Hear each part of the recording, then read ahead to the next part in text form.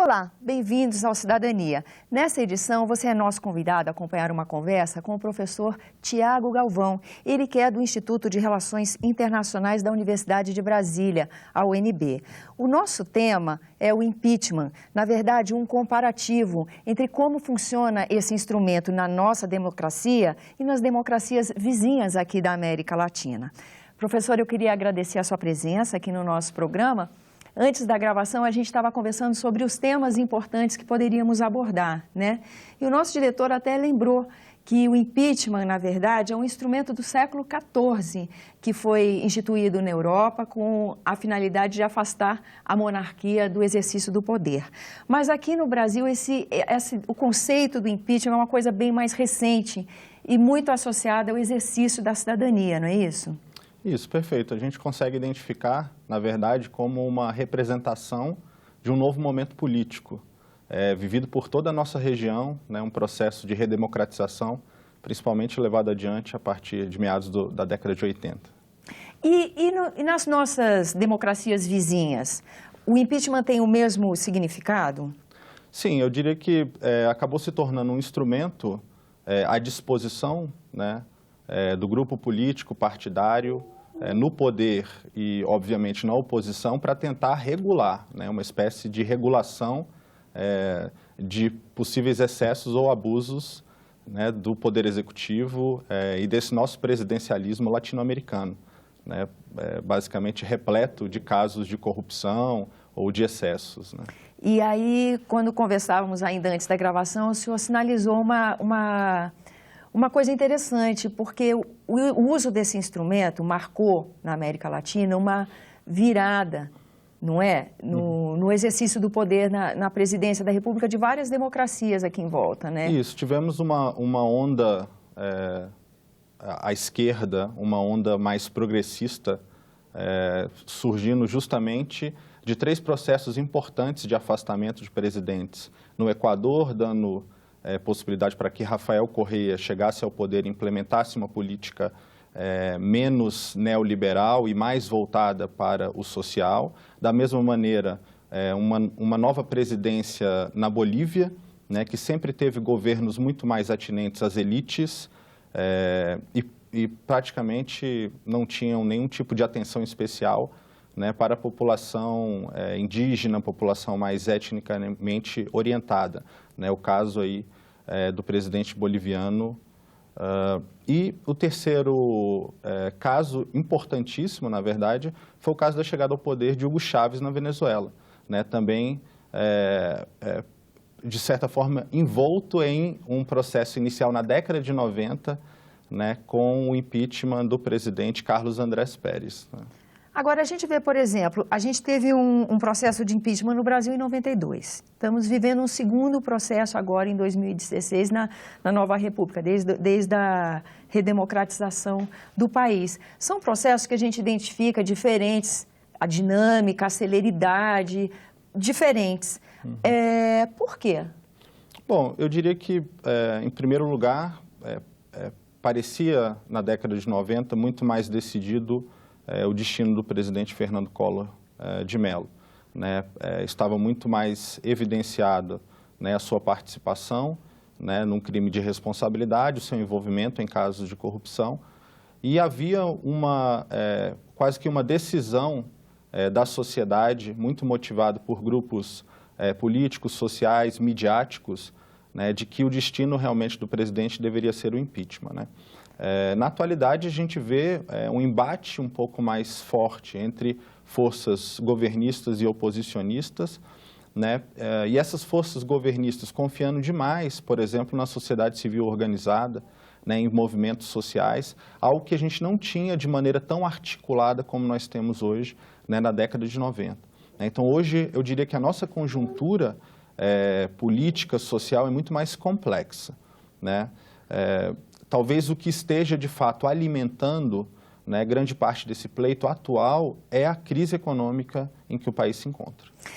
Antes da gente entrar nessa questão da conjuntura econômica, né, a gente está acompanhando 2 processos que foram muito diferentes, principalmente pela celeridade. Nós tivemos também esses processos que o senhor indicou, Equador, Venezuela e Bolívia, eles se assemelham mais, o instrumento do impeachment, quando usado nessas outras democracias, tem uma dinâmica mais parecida com a que vivemos hoje ou mais parecida com o que vimos em 92?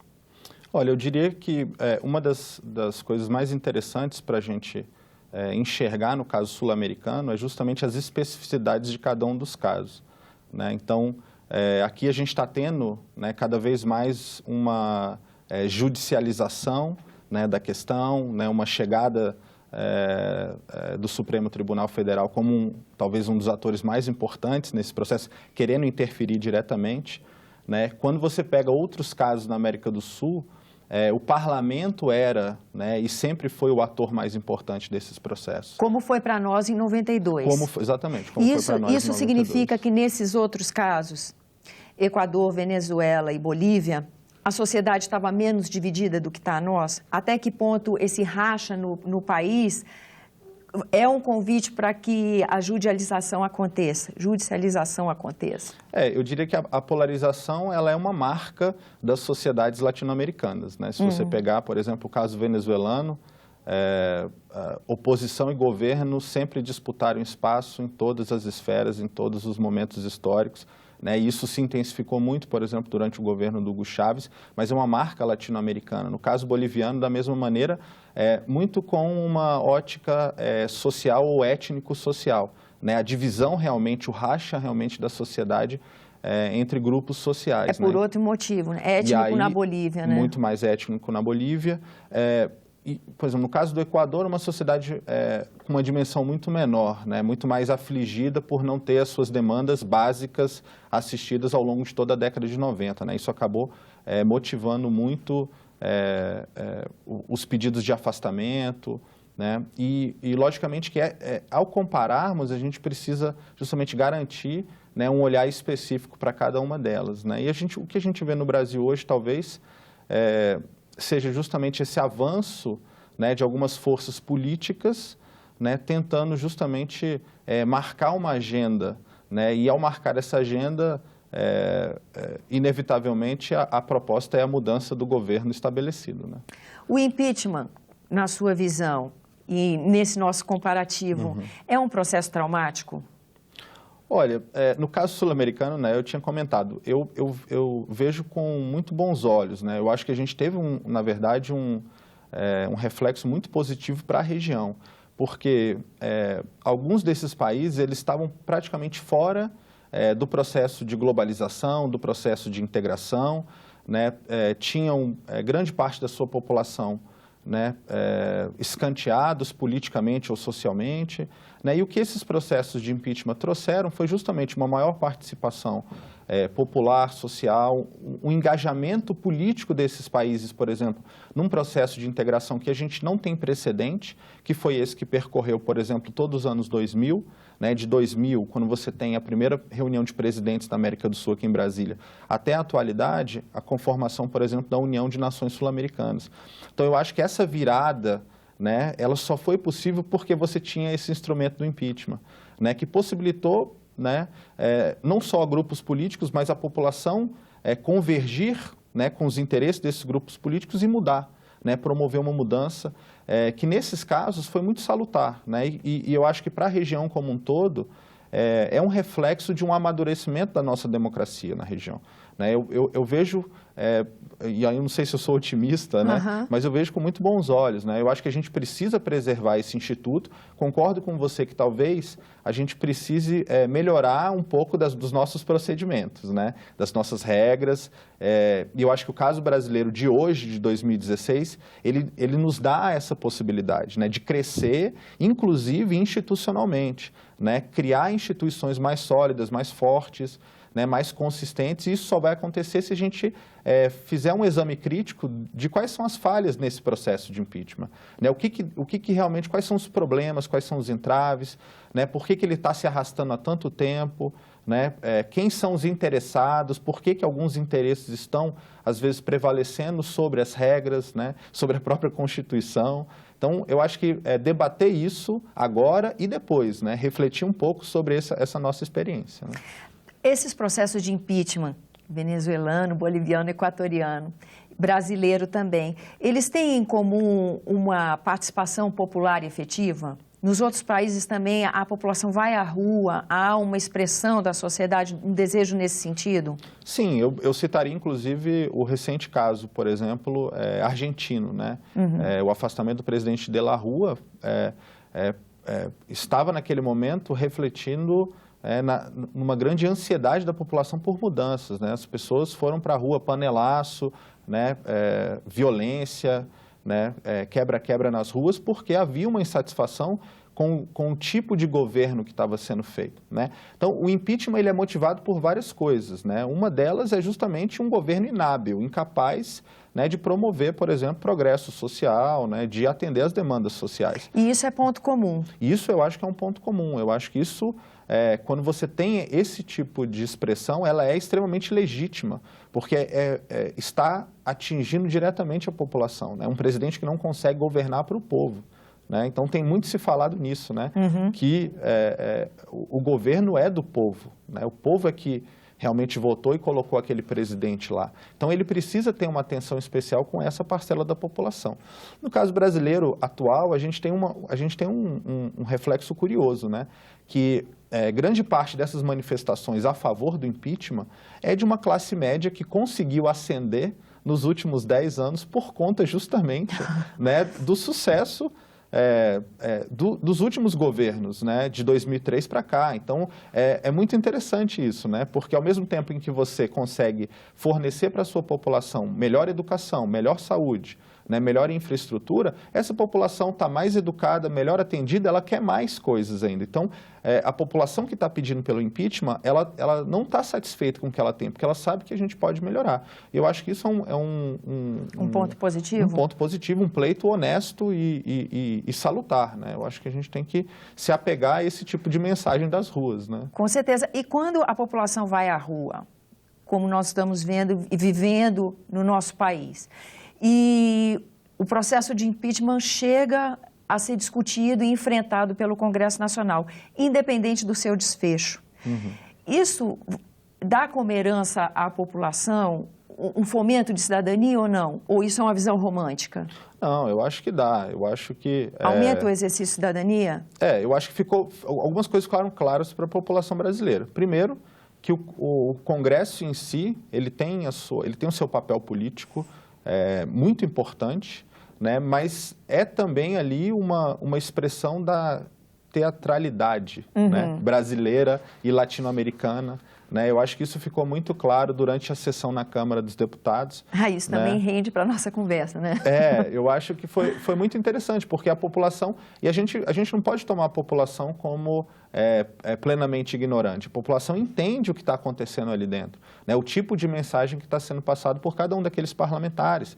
Então, teve toda uma comoção social mesmo nas mídias sociais, muito criticando a postura deles, né? Era um momento muito sério, era um rito muito sério. E tinha parlamentares que, né, praticamente não estavam assumindo a seriedade devida, né? Então, eu acho que isso é importante, porque justamente mostra esse adquirir a cidadania, né? A gente estamos crescendo dentro desse processo democrático no Brasil, de fato. Agora, o senhor tocou num ponto interessante, porque a maneira como aconteceu a votação na Câmara foi objeto de reflexão no plenário do Senado, com certeza no dia seguinte. Foi num domingo e na segunda seguinte se falou muito. E nos dias subsequentes se falou muito sobre o encaminhamento dos votos, não é? No entanto, em 92 também houve um encaminhamento dos parlamentares, assim, de motivos pessoais, votos emocionais, né? Porque a reação foi diferente de 92 para 2016. Não, e por quê? Eu acho que o teor de 92 era um pouco menos... teatral? Um pouco menos teatral, às vezes muito menos jocoso, muito mais preso, por exemplo, ao período da redemocratização, né? A gente estava muito mais próximo ainda daquela comoção que a gente teve das diretas jás, né, da necessidade de você ter que praticamente recobrar os laços com a democracia, né? Então, eu acho que muito do envolvimento até da sociedade brasileira era um espelho disso. Olha, nós não queremos um retorno, né, à ditadura, mas também não queremos, né, que a corrupção tome conta do Brasil, que o presidencialismo seja um regime corrupto, né?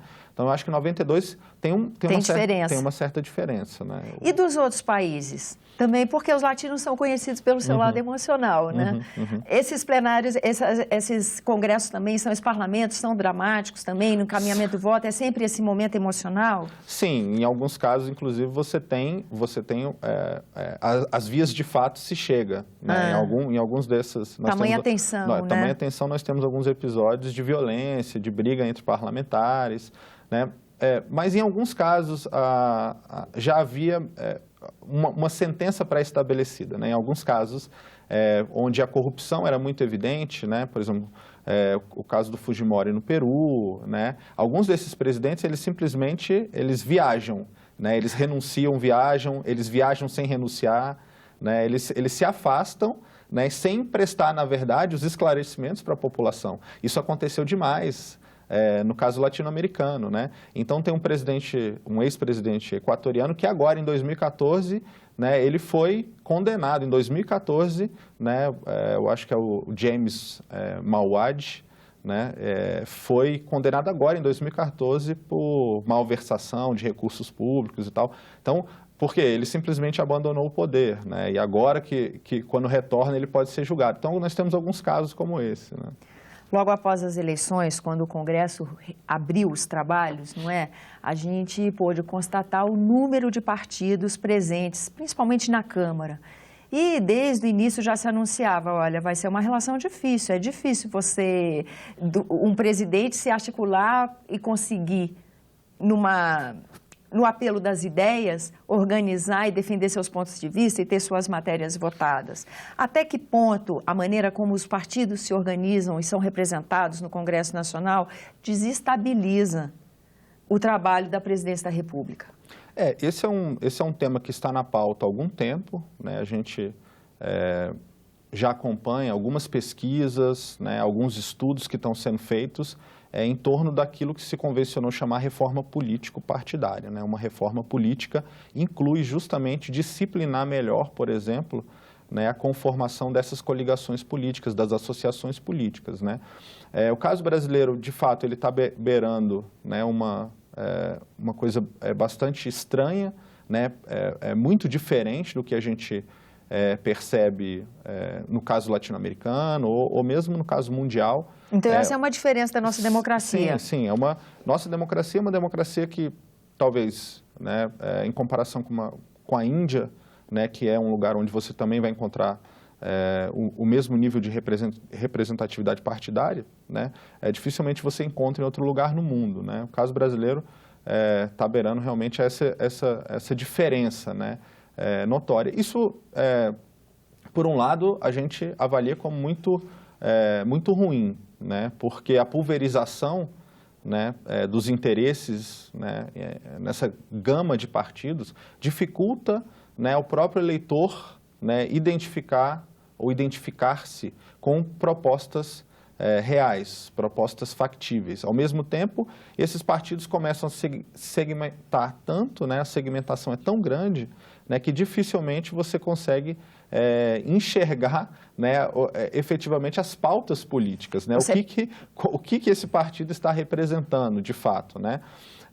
Eu acho que é sempre bom olhar para os casos de sucesso, ainda que esses casos de sucesso tenham os seus problemas, que é o caso americano, por exemplo. A gente está vivendo um momento muito rico para talvez crescer bastante com o caso dos Estados Unidos, né? O caso de você ter dois grandes partidos, né, não exime o país de estar enfrentando problemas e dificuldades, por exemplo, nesse pleito, nessa corrida eleitoral desse ano, né? Mas é um modelo que já está muito fortalecido e estabelecido, né? Eu acho que o bipartidarismo, ele facilita as coisas, né? Facilita as identificações, né? Facilita a definição de pautas, de propostas. Eu acho que a pulverização excessiva no Brasil é um problema. A outra questão é que ninguém quer atacar o problema, ninguém quer, vamos dizer, se dispor aqui nessa casa, por exemplo, né, no Senado ou na Câmara, a mexer nisso. Né? A gente porque os interesses são muito né? grandes. Né? No entanto, agora começa a ser defendida a ideia de uma Assembleia Constituinte específica para fazer a reforma política. Perfeito. A tempo de 2018, a gente ter uma outra possibilidade de representação. O senhor acha isso viável?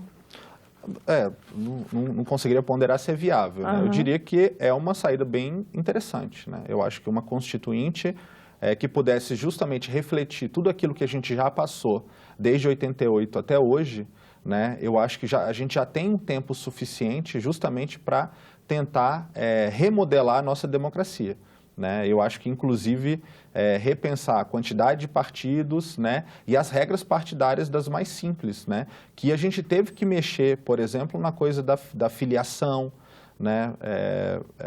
De você poder ou não poder trocar de partido, por exemplo, durante determinados momentos. Né? Então, eu acho que certas coisas eu acho que a gente já conseguiria mexer, né, numa constituinte. Eu acho que seria uma grande possibilidade, né, para o Brasil. Né?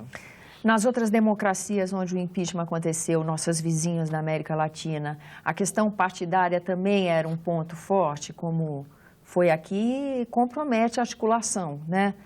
A atuação dos partidos, a maneira como a dinâmica deles também favoreceu de alguma forma o impeachment, ou são mais as conjunturas mesmo da administração, das políticas públicas que pegou no caso dos nossos vizinhos? Não, no caso da vizinhança sul-americana, a dinâmica partidária, ela está muito mais simplificada, né? Então, no caso do argentino, você tem duas forças políticas históricas, né, que continuam marcando posição. No caso venezuelano, você tinha essas duas forças até que o Chávez chegou no poder e transformou tudo numa força política só. E agora você tem uma grande oposição muito pouco articulada, e esse é o problema na Venezuela hoje, né, e você tem um partido único, governista, com todas as coligações possíveis de esquerda, centro-esquerda. Né.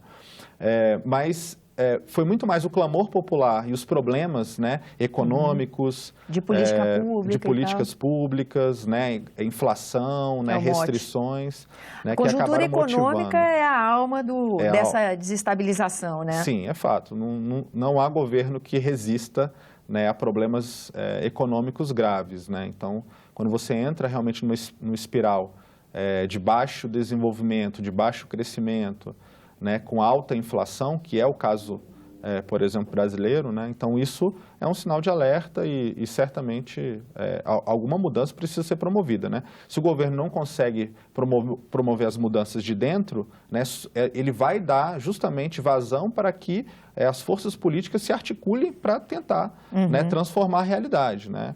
Eu acho que o mais importante, né, e até uma mensagem que a gente tem mais ou menos tentado deixar, é confiar nas instituições brasileiras de que a gente vai conseguir passar esse processo de impeachment dentro das regras democráticas, né? Porque você imagina o que é o impacto disso, por exemplo, na região, né? Se o Brasil, realmente, que é a principal democracia da região, né, sofre qualquer tipo de atentado às suas instituições, qualquer tipo de tentativa de golpe, como tem sido falado, né? No caso do governo, né, a minha única ponderação a respeito disso golpe é uma palavra de força, né? É uma palavra de luta. Né? Para quem foi guerrilheira, por exemplo, como a presidenta, usar o termo golpe é muito mais, vamos dizer, linguisticamente, né, empodera, né, o discurso deles do que qualquer outra coisa. Eu acho que não tem significado. Não é um golpe. É um golpe porque é uma palavra de força. Né? Agora, você imaginar que o nosso impeachment, né, esse processo que está ocorrendo agora, que ele não vai se resolver dentro das regras democráticas, isso é muito ruim para a região. Porque o Brasil é o baluarte da democracia na região. O Brasil é a grande referência. Então, todos os outros países olham para o Brasil. Está todo mundo prestando atenção no que está acontecendo no Brasil. Então, eu acho que o mais importante é a gente conseguir resolver os nossos problemas dentro do quadro democrático. Depois, né, gradativamente, a gente vai colocar a casa em ordem. Né? Professor, a gente vê também no plenário do Senado, desde que o processo do impeachment chegou, uma reflexão sobre o parlamentarismo versus presidencialismo. A América Latina e as suas democracias não têm vocação para o parlamentarismo? Olha, a vocação, de fato, latino-americana, ela está muito representada pela força do presidencialismo, né? Uma força histórica, né? Então, nós temos na América Latina, na verdade, grandes figuras históricas, grandes líderes que acabaram inspirando, né, as gerações de políticos, inclusive, né? Pessoas que vão buscar a política justamente por conta desses grandes líderes, né? E aí eu acho que fica talvez um pouco difícil, né, você conseguir simplesmente tirar o presidencialismo como a forma majoritária ou prioritária, né? Eu acho que colocar em debate seria muito interessante, novamente, né? Já tivemos esse debate no Brasil, eu acho que talvez seja um momento, né, de você chamar a população novamente, né, explicar, obviamente, como é que funcionaria, né, um parlamentarismo, um regime parlamentarista no Brasil, mas em perspectiva comparada, na América do Sul, o que a gente vê é uma força muito grande do presidencialismo, né, em figuras que continuam, né, talvez formando, né, as diferentes gerações aí de políticos e inclusive de movimentos sociais muito vinculados a essas lideranças políticas, né? Entendi. Professor, queria agradecer a sua presença aqui no nosso programa. E a você que nos acompanha, também agradeço a atenção, lembrando que esse é o Cidadania, que você é nosso convidado a fazer sugestões e críticas ao trabalho da TV Senado pelo 0800 61 2211, que é uma ligação gratuita. E quando você quiser rever esse ou outro dos nossos programas, use o endereço eletrônico senado.leg.br/tv. Até a próxima.